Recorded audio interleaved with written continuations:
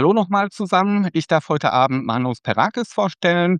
Manos ist ein langjähriges Mitglied der IGPP und hat einen, wie ich finde, ganz spannenden Schwerpunkt, eben diese Verbindung von Philosophie, philosophischer Praxis und unterschiedlichen ästhetischen Formen, schwerpunktmäßig eben der Musik. Das finde ich doch einen sehr interessanten Zugang und auch eben das Thema, was wir eben heute Abend haben.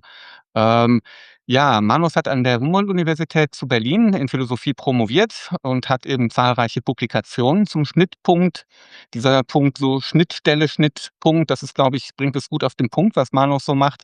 Eben Ästhetik, praktische Philosophie und ja, er geht eben die Frage nach, inwieweit eben philosophische Praxis und Kunst eben auch gedacht werden kann. Und das ist auch das Thema unserer heutigen Veranstaltung, wo es um das Thema Musikphilosophie für Musiker geht. Also eine Frage, wie man sich das methodologisch eben vorstellen kann. Wie kann Musikphilosophie in einer Zeit radikaler Veränderung im musikalischen Ökosystem zu einem wertvoller Ressource für die Musikprofis, also für die Akteure selber eben werden? Und wie kann die Geschichte der Musikphilosophie aus der Perspektive der zeitgenössischen philosophischen Praxis betrachtet werden? Und Manos möchte uns in diesem Vortrag eine methodologische Skizze liefern, was eine, ja, musikphilosophische Praxis, sein könnte. Manos, du hast das Wort. Ja, guten Abend aus Wien und herzlichen Dank für diesen schönen Abend. Danke, Michael, für die schöne Einführung. Äh, ja, mein Vortrag wird auf Englisch sein, aber danach kann die Diskussion auf Deutsch stattfinden. Äh, also ich lege los und ja. So how can the philosophy of music be seen from the perspective of philosophical practice? If we operate with the notion of philosophical practice as philosophical assistance for professionals, the best way would be to focus on the preeminent target group of music professionals, the musicians. So let us imagine a musician who attends the practice of a philosophical counselor to discuss issues that concern their professional activity. Since public music institutions such as the German Music Council or Music Austria or the Musicians Union in the United Kingdom offer counseling services on various topics such as marketing, rights, networking, and well-being, then why not include philosophical counseling as well? There is a good reason for this. The complexity of the professional world of musicians increases day by day, and new challenges have emerged during the last years. Just to mention three of them, in my opinion, the most important ones. The ongoing transformation of the vast majority of classical musicians to full-time freelancers in a highly competitive international environment. The establishment of artistic research at universities of music and performing arts that demands from musicians to become the scholars of their own work, a demand that entirely reshapes the artistic consciousness of young musicians. And as expected, the emergence of artificial intelligence, meaning above all that a new musical work can be created with a few commands in a portable device, and that musicians can compose or perform together with artificial intelligence. If we take the image of a musician visiting a philosophical counselor as our starting point, then the next step would be to ask which issues are of concern for musicians. No one would deny that two issues are especially at stake: repertoire and musical interpretation or performance. Both issues are crucial for every musician whose permanent goal is to develop a personal style within a certain repertoire. In addition, repertoire needs special attention since we live in an era in which access to music of all styles and of all times for both listeners and musicians is unlimited through a vast multitude of digital channels. As a consequence, every musician faces an endless ocean of possibilities as far as their repertoire is concerned. Furthermore, musicians are urged to think beyond the boundaries of their own musical style under the pressure of the so-called crossover music, the merging of two or more styles, which has meanwhile become a dominant paradigm of contemporary music life. To give an example of crossover music, there is the great European Songbook, a project by the Austrian artists Lia Palle and Matthias Rück, in which they transcribe and perform songs of Schubert, Schumann, and Brahms in jazz style. So, how can music philosophy address repertoire issues? In the history of music philosophy, we find several typologies of musical works, since philosophers do not consider music alone, but inside their own systems. In other words, typologies reveal how philosophers hear music through their own systematic premises. The acknowledgement of such typologies might help musicians reflect on their repertoire and make more conscious choices. Now I will briefly discuss two typologies of musical works and ask how musicians could benefit from them. I take one example from antiquity and one from the modernity: Aristotle and Edmund Gurney. I start with Aristotle. In the 8th book of Politics, Aristotle distinguishes between three kinds of melodies. Melody should be here understood as metonymy for musical work. So Aristotle distinguishes between cathartic or enthusiastic, practical, and ethical melodies. This triadic distinction is based on the effect of music on listeners. Cathartic melodies have a cleansing effect. Practical melodies make listeners forget the struggles of everyday life, and ethical ones educate the soul. This typology comes from a society and era far away from ours. Nevertheless, it could help musicians reflect upon the effects of their repertoire. Three possible questions to engage with would be: can all music be thought through such a triadic distinction? Can a melody change its character through a change of context or change of style, or simply over time? Does an ideal program include cathartic, practical, and ethical melodies?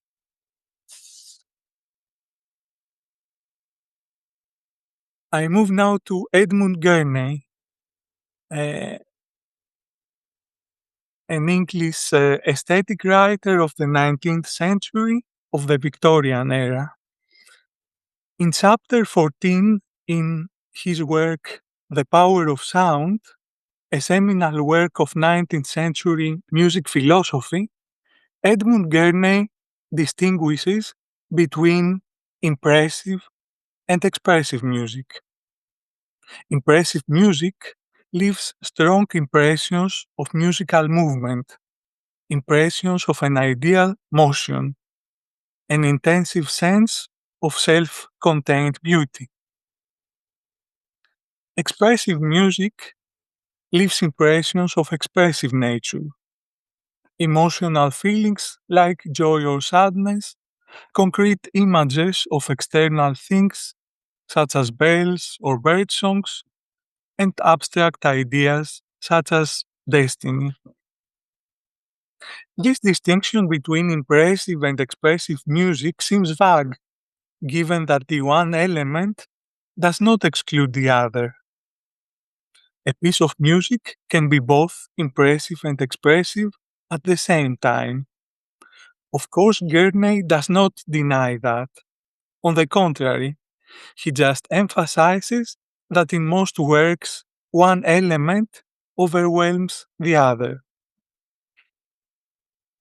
Again, three possible questions to engage with would be: are the works I perform rather impressive or expressive?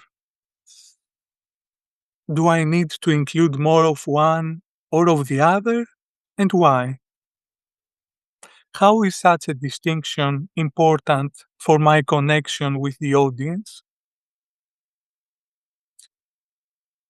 Yes, these were two examples of philosophical typologies of musical works that might be inspiring for musicians. The important methodological component here would be to try and formulate questions. At the beginning, as many questions as you can. They could be vague and provocative as well. And then we can pick the best ones from these questions. But important is to try and think as many as we can, like one does in this method of design thinking. One could do it like this. So now I move from typologies of musical works to typologies of music philosophers, because I believe that in order to assess the full potential of the individual figures that constitute the music philosophy and its history, it would be helpful from a methodological point of view to build typologies of music philosophers. So now I make some suggestions concerning such typologies. First, we could categorize philosophers of music according to the school of thought to which they belong. For example, we could put together thinkers such as Schopenhauer, Dilthey, Nietzsche, and Klages under the label of life philosophy, or put together Hans-Georg Nägeli, Johann Friedrich Herbert, Robert Zimmermann, and Eduard Hanslick under the label of 19th century formalism. Second, we could distinguish between philosophers who have written on music, such as Aristotle, Kant, Hegel, or Kierkegaard, without being musicians themselves, and philosophers who have written on music and who have been musicians, such as Gurney, Nietzsche, Jankelevich, or Giselle Brelet. All of them were excellent pianists. Third, another typology might involve philosophers of music who were musicologists as well, and vice versa, such as the so-called energetics, August Halm and Ernst Kurt, who saw in music a drama of forces, an interplay of energies under the profound influence of Schopenhauer, and above all, Theodor Adorno, who was at the same extent philosopher, musicologist, performer, and composer, and the person we mostly associate with the philosophy of music. When we consider philosophers who were musicologists and vice versa, it would be very intriguing to ask what is distinctly musicological and what is distinctly philosophical, and above all, in what ways such a question makes sense. Fourth, it would be meaningful to also consider artists, philosophers, artists who have reflected on music philosophy. I have here Rainer Maria Rilke in mind, who not only engaged with music in his poetics, but also wrote poems about his concert experiences, where he describes the movement of music in an almost phenomenological manner. Rilke has also written a fragmentary but very insightful commentary on Nietzsche's Birth of Tragedy. Fifth and last, philosophers who have written very little or nothing about music could also be of importance for philosophical practice for musicians because they were influential, often by engaging with musical metaphors in the music philosophy. This is the case with Bergson and his concept of inner time or duration. Bergson employed melody as a metaphor to illustrate the lived experience of time in contrast with a mechanical clock-based time.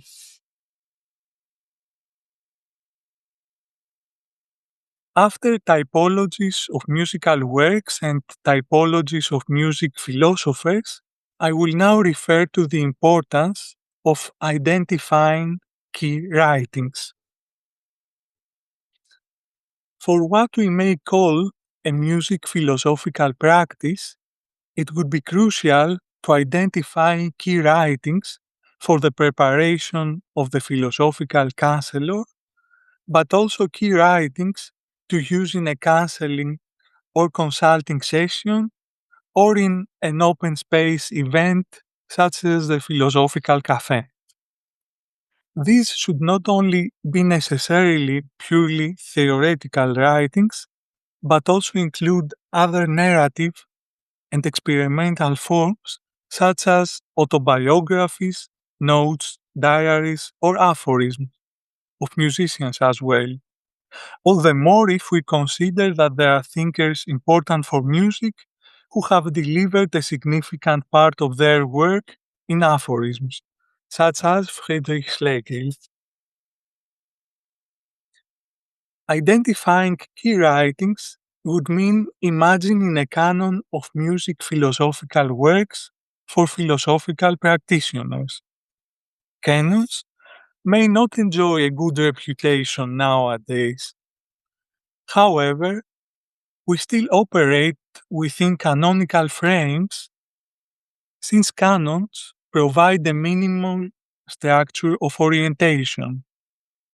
Last but not least, we could put aside the conventional use of the word and embrace the latent musicality of a canon by thinking musical canons, where a melody is repeated by one or more voices entering at different times to create a layered interwoven sound.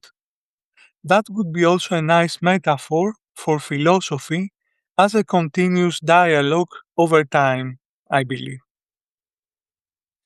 Ideally, this canon would cover the whole extent of the history of music philosophy and follow the dialectic of the known and the unknown, the familiar and the unfamiliar, the timely and the untimely. A canon should not provide just a minimum of orientation, but most important, help us expand our horizons, help us find supplements, and even most important, help us find correctives for our comfort zones and prejudices as well. The canonical writings should cover a wide spectrum of issues in the history of music philosophy. I say history of music philosophy to emphasize that music philosophy is also its history and should not be separated from it.